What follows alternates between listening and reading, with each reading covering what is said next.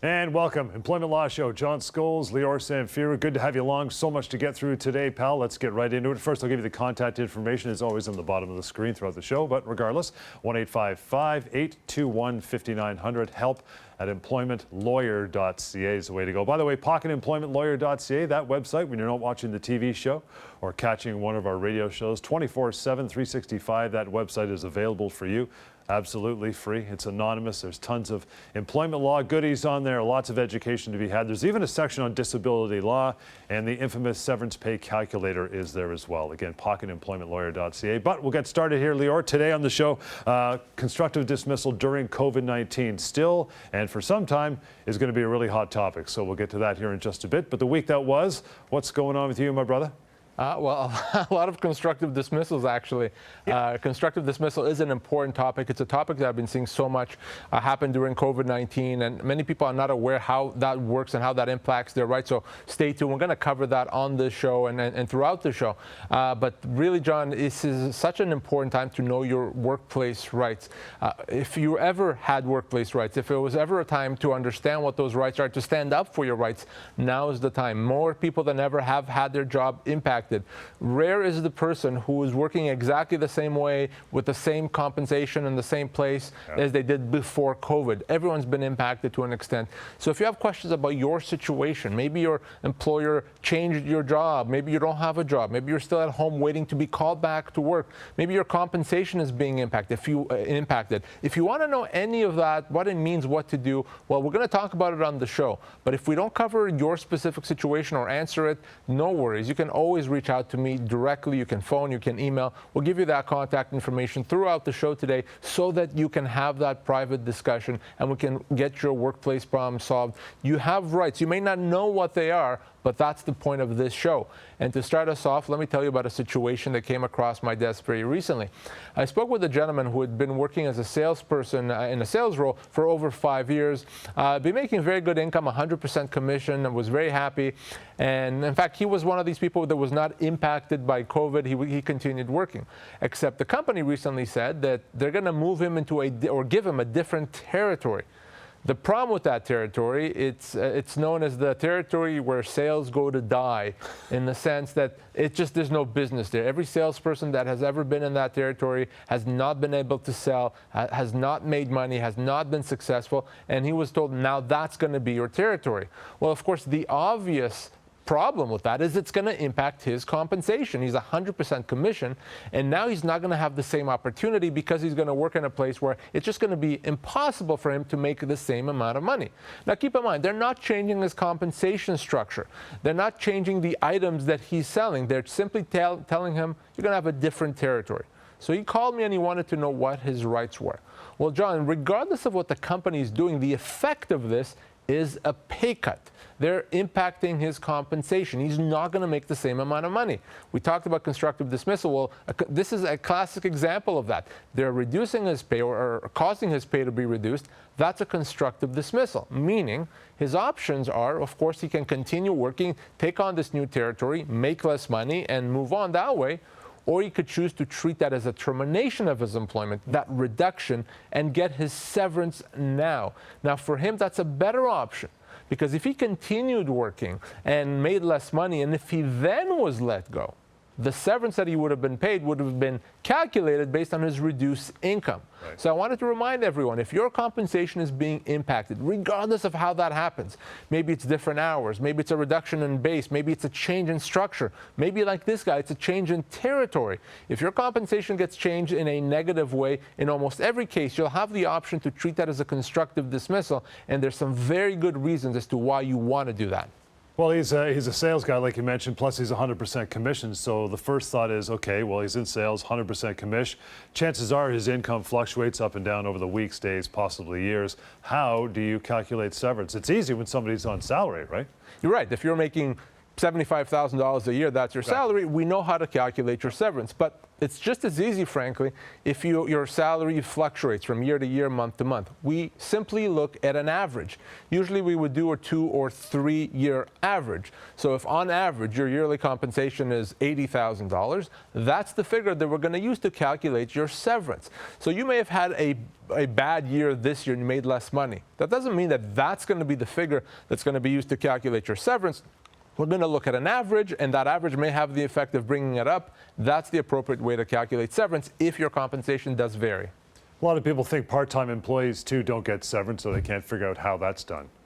Yeah, well, it doesn't matter, part-time, full-time, contract. If you had a job, if you lost your job, you're owed severance. We simply look at what your average earnings are, and you have to get paid severance. So if you wonder, do I get severance? Just ask yourself, did I have a job? Question 1. Question 2, did I lose that job? If the answer is yes, you get severance. You want to go to employmentlawyer.ca anytime. While you're there, you can find how you can search out a radio station near you where we do our radio show. Have been for almost 9 years we've been on the air. And from the show, we always get lots of phone calls every week. People inquiring, want to know answers and asking questions. We'll get to one of those calls right now, Lior, and I know you want to drill down to it a little further. I work for one of the communication companies. Because of COVID, we're contractors for them, and about 500 people were let go. We're still employed, but from what I'm hearing is that the company is making changes. Our company is getting smaller, and they might get rid of us. I've been there about 12 years. No. There's a number of things to discuss here. Number one is if you were laid off temporarily, like you said that many of his colleagues were laid off temporarily, that layoff, that temporary layoff can be treated as a termination. That layoff can be treated as a constructive dismissal. You don't actually have to wait to be permanently laid off to get your severance. You could decide to get your severance right now. But that aside, if and when he's permanently laid off, yeah, ultimately the company can do that. Remember, you may think, well, wait a second, why are other people working and not me? At the end of the day, this comes down to severance. Your employer can do the thing that's not so nice by having you lose your job and keeping others, as long as they pay you proper severance. And remember, severance is going to be a lot more than you realize. So for this person, we know he's been there for 12 years. It's a question of severance. How do we know how much he gets? Well, I can tell you right now, or I can show you how you can find out for yourself. Simply, let's go to pocketemploymentlawyer.ca and let's use that calculation. You can do that yourself. You can just go to pocketemploymentlawyer.ca to find out how much you're owed. So let's plug his information into pocketemploymentlawyer.ca. We know that he's been there for 12 years. It's a technical role. Let's say he's 48 years old. You see on the screen right now that he's owed anywhere from 14 to 16 months of pay. 14 to 16 months. Months, not weeks. That's not a typo. Yeah. That's how much severance he's owed. So for him, as long as he gets his 14, 15, or 16 months pay, the employer would have met its obligations. If he's offered less than that, which he probably will, because most people are, then he's owed significantly more. He's owed his full amounts. Same thing happens to you at home. If you lost your job, you can go to pocketemploymentlawyer.ca to find out how much you're owed. Or you can reach out by phone and talk to you or one of your colleagues. Lior, 1-855-821-5900 is a good way. There's also a third option to get your questions out there, terminationquestions.com. Again, terminationquestions.com. You can put your questions there. They will be answered by Lior or a member of his team. We'll get to our first one for today, Lior. This one from Anthony says, I've been suffering physical ailments brought on by growing stress and anxiety to the point where my doctor says I can no longer work. After the insurance company denied my long-term disability claim, I asked my employer to lighten my work duties, but was refused. They say if I can't work, I got to resign. Can you help me? Oh my God, it's one of those things with too much information, brain on overload. There's just a lot of things here to unpack and digest. So let's start with the insurance company. So he says medical condition. Doctor says you really can't be working right now. But despite this, his insurance company, his long-term disability insurance company, cut him off. Well, right there, that's a problem. In fact, that's wrong. If your doctor says you cannot work, that's it. Your insurance company should not be in the business of questioning your doctor or making your life more difficult. Unfortunately, they do that often. They would like and hope that you would go away so that they don't have to pay you what they owe you. So right off the bat, we need to deal with the insurance company and make sure that they pay what they owe. In my firm, we have a team dealing with this issue exclusively. So always happy to help you deal with that insurance company that should be paying. Well, the other issue is an employment issue, and that is this: his doctors or his employer is saying, well, if you can't work, you have to resign. That's ridiculous. I don't even know how to respond to that. It's so silly.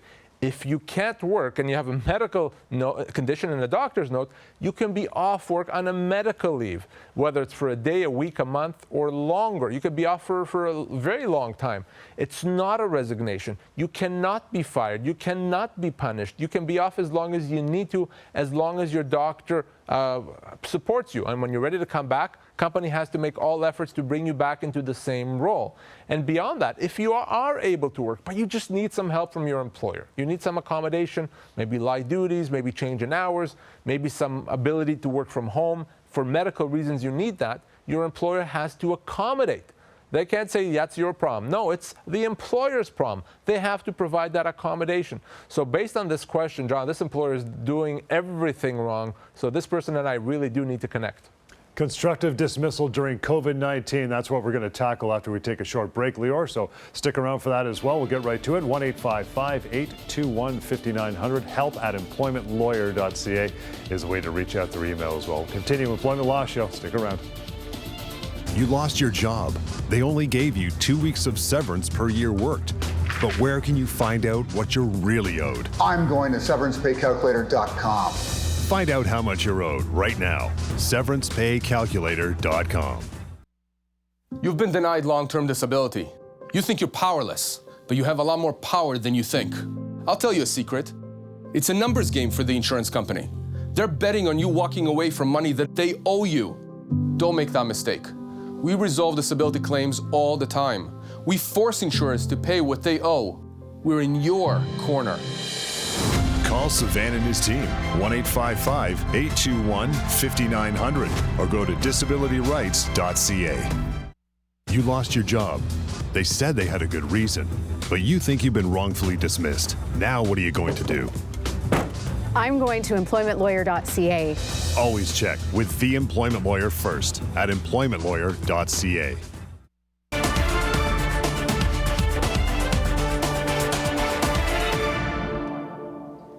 And welcome back. Employment Law Show. It's John Scholes along with Lior Samfiru, always on the show. I want to talk about something now, Lior, some talking points, which we mentioned off the top is really topical, has been for months, and will probably continue to be for some time, and that is constructive dismissal during COVID-19. Something unheard of in your office a few months ago, right? Well, there was no COVID-19 and there was no workplace issues that are arising from it. So we had to learn and adapt and apply the legal principles that we know to COVID-19. And the main message that I'm going to put forward to you, and I want you to take out of this discussion, is that your legal rights have not gone away. They have not been suspended just because we're dealing with this pandemic. They're still here. Employment laws in this province, throughout Canada, in fact, are good, they're effective, they're comprehensive. So, it's my job to help you enforce those rights, and that's part of what we're going to be talking about now. All right, first point is, can you explain what a constructive dismissal is? So there's a lot of confusion about that. So that's a good place to start in terms of what it actually is. So a constructive dismissal generally is a change to the terms of employment. So you have an employment arrangement with the employer that you work for. You have your hours, you have your compensation, you have the work location that you work in. If the company decides to make a significant change to that, that's a constructive dismissal, or at least it gives you the right to treat it as a constructive dismissal. So a constructive dismissal is a situation where the company makes significant changes to terms of employment. Change to pay, change to your hours of work, relocating you, and you choose not to accept that. You choose to treat that as a termination of your employment and get your severance. So that's what a constructive dismissal is. Now, the same principles, I should say, apply during COVID-19. I know there's confusion. There's some government websites that would tell you that, no, actually, there isn't a constructive dismissal anymore because of COVID-19. No, that's not correct. Constructive dismissal still exists. Not only does it still exist, it applies the same way. So if your job has changed, whether it's because of COVID-19 or not, your pay has been reduced, your hours have been reduced, maybe your shift changed, you have the right to treat that as a termination if you want and get your full severance. So remember that, COVID-19 or not, constructive dismissal still exists, still applies, and still gives you rights. Okay, we got a good, healthy definition there. Now, how do you know if a constructive dismissal is taking place or about to take place? Well, first of all, oftentimes when changes happen, you're going to know about them. Either company saying it's effective now, or they're going to give you a notice, effective a week or two, we're going to change terms of employment. Now, it's not every change that results in a constructive dismissal. For example, if you work 9 to 5 and the company says we're going to change it to 8:30 to 4:30, yeah, that may not make you happy, but it's probably not a big enough change to be a constructive dismissal. If you were making $75,000 and the company's going to reduce you to 72, again, not very happy, but not a constructive dismissal. Generally speaking, significant changes when it comes to compensation, usually more than 10% results in a constructive dismissal. But anything that's significant, where the deal has now been changed, the way you used to work has changed, a demotion, that's where a constructive dismissal is. And the key here is to simply ask yourself, hey, what was my job before this change? Is it the same as my job now? If the answer is no, you may well be in constructive dismissal territory. So if these changes have been made during COVID-19, can you still get severance? Does the pandemic change anything in that equation? It does not. Okay, that's very important to remember that. I know there's confusing information out there, so I'm going to simplify this. No. COVID-19 has not changed this. You still have a right to the job that you had. And the company, if they were to say, well, because of COVID-19, we're reducing your pay by 25% or 50% or what have you, it still gives you the same right to treat that as a constructive dismissal. It still gives you the ability to say, no, I'm not accepting this, Mr. Employer. And if you're going to do that, I'm going to treat that as a termination and get my severance. You can still do that. COVID-19, John, has not changed that at all. You know, there's going to be a lot of people out there that may be going through some changes in the workplace because of COVID-19 as well. And they really like their gig, though. They want to stick around or maybe tough it out, take it for a spin, see how the changes affect them. Is there any drawbacks to doing that? Should they be, weary of something like that? Yeah, I call it the good soldier, right? Yeah. Yes, I'm going to take a pay cut, but I want to support the company. I want to continue working. And I get that. That's admirable. That's what you decide to do. That's great. Except you have to understand what this means. If you accept a change to your pay, change to your hours, number one, you can now be stuck in that new situation forever. You may think, well, it's because of COVID, so I'm sure they'll bring me back up to normal after COVID is over. Well, no. If you've accepted the change, you've accepted it forever. So that's problem number one, but it gets worse than that. If you accept the change, you've given the company the right to do it again.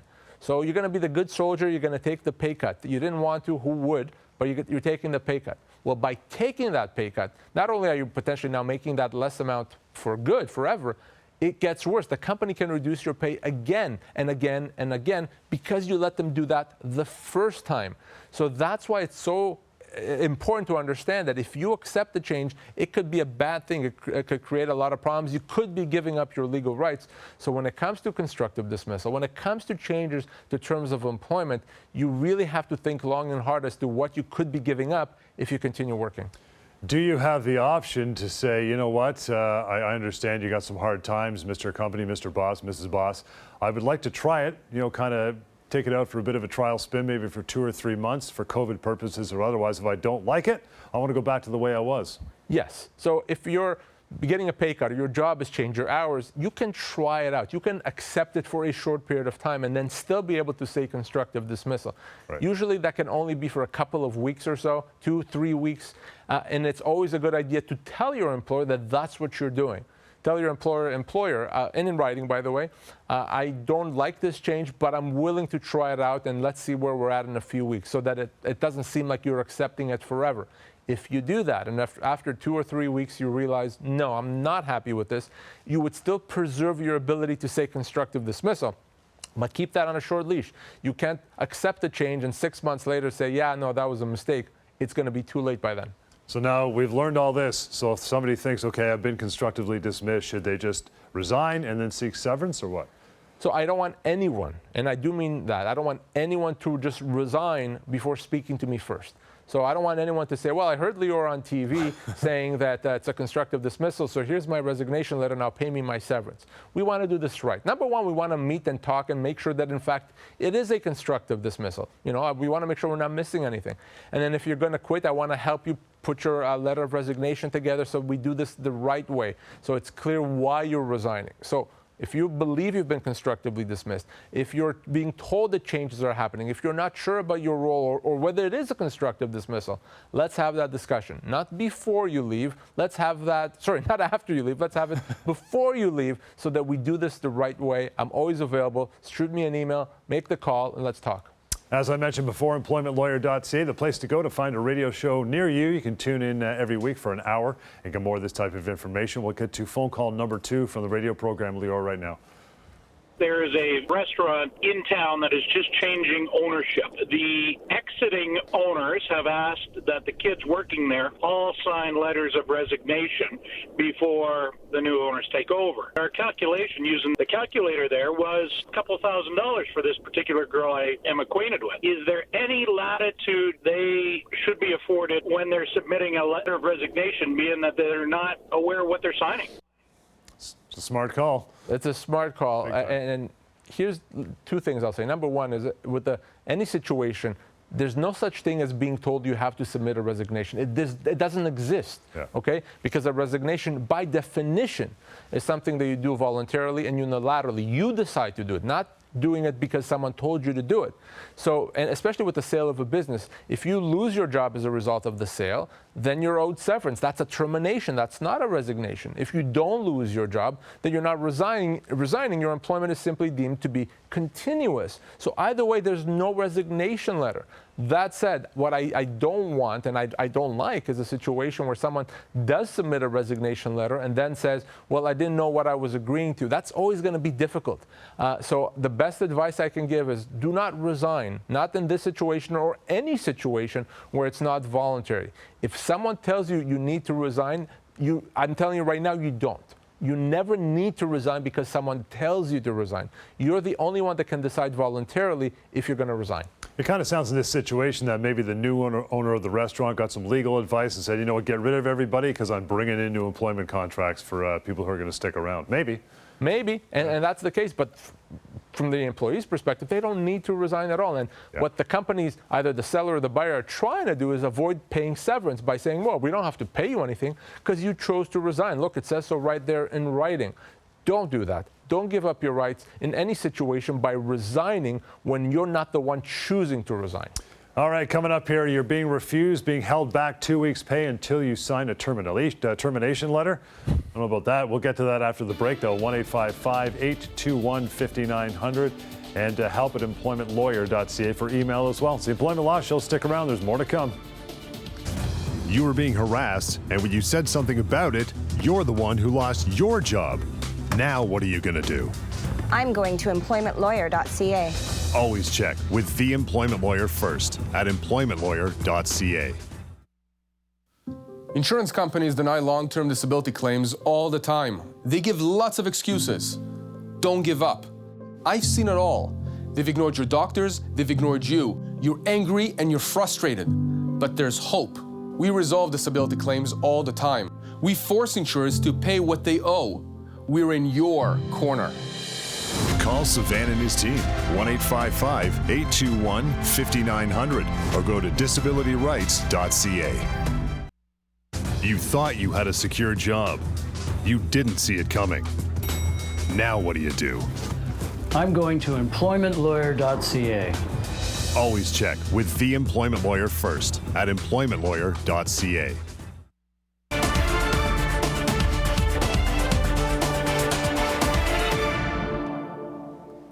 Employment Law Show, that is what you're watching. Thank you again this week for tuning in. The radio show happens. You want to go to employmentlawyer.ca to find a station near you. We'd love you to tune into that as well. And if you have any questions during the radio show, you always make that phone call and call us on whatever station you're tuned into. But we get the calls back on this show, Lior, and we talk about them. Call number 3 for today is right now. I've been with the company for 15 years, and the first 14 years I was a driver, and they tried for a year and a half to get me to go into management, so I finally did. But if something were to happen, they always said I could go back as a driver, but I would lose my seniority as a driver at the start at the bottom of the pack. If something were to happen that I had to leave that employment for one reason or another, would they have to pay me severance on the 1 year as management or my entire time there as a driver and management? So that's a question that I get often, and let's be very clear that you cannot lose your seniority for severance purposes. Even if your job changes, even if you go from position 1 to position 2 to position 3, your seniority continues till when you started working. And the reason why that's so important is that the longer you've worked, in other words, the more seniority you have, the more severance you're owed. So a 2-year employee doesn't get as much severance as a 8-year employee. So for this person, even though he was in a particular role, a driver, and then he was a manager, if he loses his job, his entire seniority counts. The time that he was a driver and the time that he was a manager, the entire 14 years. So rather than kind of tell you that, let's see what that looks like visually for this person. If he loses his job, we know he's owed severance. Let's plug his information into pocketemploymentlawyer.ca and let's find out how much he's actually owed, just so that you know and he knows and you know how it would work for you. So pocketemploymentlawyer.ca, we see on the screen, he's been there for going on 15 years now between being a driver and a manager. Let's say he's 62 years old. Someone in his situation would be owed up to 20 months pay, anywhere from 18 to 20 months pay. That's why it's so important to understand your seniority, the time you've worked, because the longer you work, the more severance you're owed. You don't lose it just because your job changes. You know, we mentioned back in the first segment, Lior, terminationquestions.com is another great free resource for our listeners and our viewers to reach out and ask questions. I want to get to another one here that came in. This is from Dan. Dan writes in and says, guys, my wife was fired this week after almost 2 years with the company. They refused to release her 2 weeks' pay unless she signed the termination papers before she left the meeting, which she did. Was she owed more? She works in an extremely niche industry where jobs are scarce. So what this company did, John, what this employer did is completely illegal, all right? You cannot prevent or you cannot hold someone's money hostage. So if you're losing your job, your employer has to pay you the amounts that they owe you, your earned wages, your minimum entitlements under the Employment Standards Act. They have to pay that. That cannot be conditional on anything. Now, the additional amount usually has to be signed for and has to be bound by a release. But in this situation, my concern is, despite the pressure, she signed. She shouldn't have signed. So it almost seems like she's accepted it, and it's going to become her word against theirs as to why she signed. We could probably get around that. We could probably show that she only signed because they made illegal threats against her. And if that's your situation, if the company is threatening you and that's why you've signed, let's talk about that. The best advice, the better advice always is, no, do not sign that termination letter regardless of the pressure you're feeling. It's easy to get some advice right away. You don't have to wait a month to do that. You can do that now. You go to pocketemploymentlawyer.ca, you call me, you email me, we get on the phone and we figure it out. Now for her, John, we know she's been there for 2 years. She was paid 2 weeks. Depending on her age and position, she would easily be owed anywhere from 4, 5, even 6 months pay. Not weeks, months. So think about it. They threatened her into accepting 2 weeks pay. She's owed potentially as much as 6 months pay. That's why, hopefully that clarifies as to why you cannot do that. You cannot sign off on that severance letter only to then realize you're at another 5 months pay. Don't be in that situation. Would the term niche industry have something to increase the amount of severance she would get because jobs are scarce, as it was laid out in the question? Absolutely. The longer or the harder it is to find another job, the more it's going to take you to replace your income, the more severance you're going to be getting. So if you're working in an industry that has tons of jobs and tons of demand, that's very different than if you're in a niche industry without many jobs or an industry that's not hiring. The second situation, the niche industry, is always going to be more severance. The reason you get severance is to help you while you're looking for another job. So what flows from that is that the longer it takes you to find another job, or the longer we expect it to take you, the more severance you're going to get. That's why you get advice. It's not a direct situation where it's a week per year, a month per year. For most people, it's a lot more than that, and the devil's in the details. And ignore that severance deadline as well, even though she was pushed, right? You don't have to worry about that either. Your legal rights don't expire Friday. You have 2 years to pursue those rights. Your employer cannot do anything to you. The best thing to do is to determine how much you're owed so that there's no surprises later on. All right, we'll do for another day. Good stuff there. You want to reach out to Lior and a member of his team. Always advise that you do before you make any move. 1-855-821-5900. help@employmentlawyer.ca or simply employmentlawyer.ca. And you can always use pocketemploymentlawyer.ca as well. Thanks for joining us, and we'll catch you again in Employment Law Show. Closed captioning of this program is brought to you in part by SeverancePayCalculator.com. Find out how much you are owed right now. SeverancePayCalculator.com.